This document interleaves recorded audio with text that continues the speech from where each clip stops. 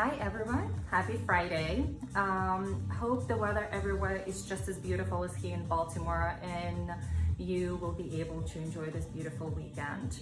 As of right now, I want to make this really short video about Henna and a tint. There's a question being raised about if you can actually combine both services together. Combining meaning, okay, as an example, you tint client eyebrows, but then maybe the result is not the way you wanted it to be.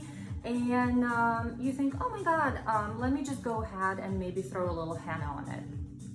Well, let me explain a little bit why it is actually not a good idea and how those both services work and why it is it's just not good to combine them together. Number one, we are combining very different natures. We are combining basically a chemical nature. Tint, guys, it is a chemical base.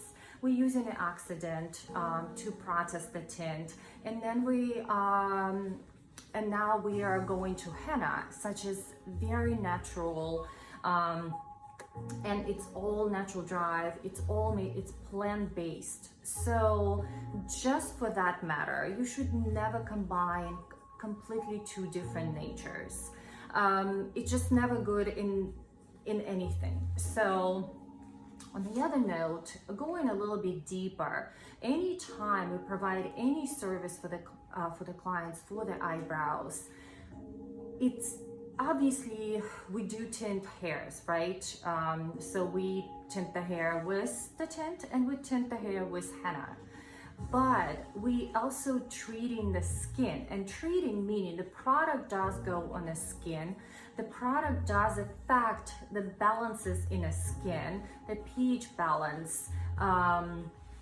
It works with the structure of the skin. So, and when we apply the tint, going a little bit to the details. So when we apply the tint on the hair, right, and the skin too, so the tint does go on the skin, right, the oxidants, the everything, they kind of lift a little bit, you know, they go inside as well as it goes in the hair, cuticles right here, and the tint goes inside, so it breaking down the hairs, it changing the pH balance on the skin. So the skin is a little more sensitive now, it's exposed.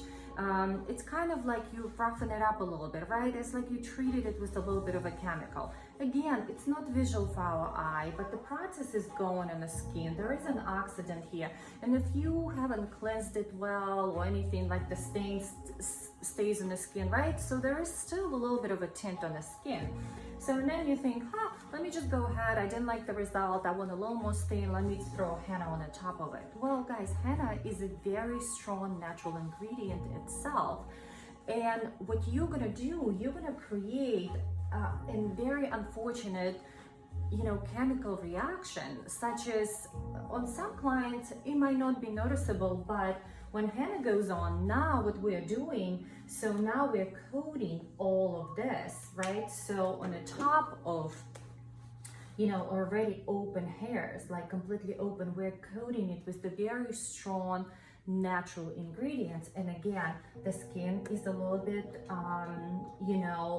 the skin structure is a little bit changed, and now henna goes in the top and covers it. So it's basically like putting henna on a raw skin. Again, it's not an exposed wound, nothing, but you're still running into risk causing the reaction.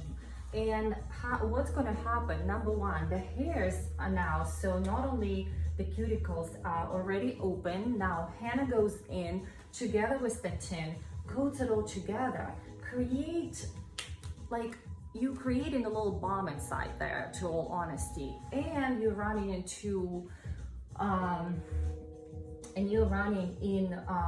to the problem where the client can actually lose their hair.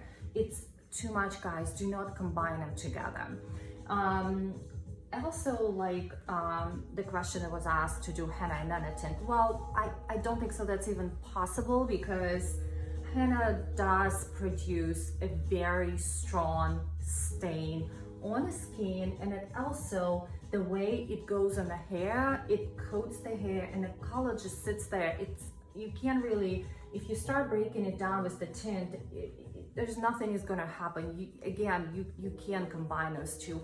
If you try to make the color a little bit cooler or adjust the color, again, if you do the henna and then the color comes out too warm, I will highly recommend on a very short period of time to mix a little bit darker henna, add a little bit black to it, and literally do just a light wash. You do henna with henna, you do tint with tint. If you do not like color of the tint, majority of the time it's going to be maybe too light and you want to boost it up and you just have to go to the deeper color.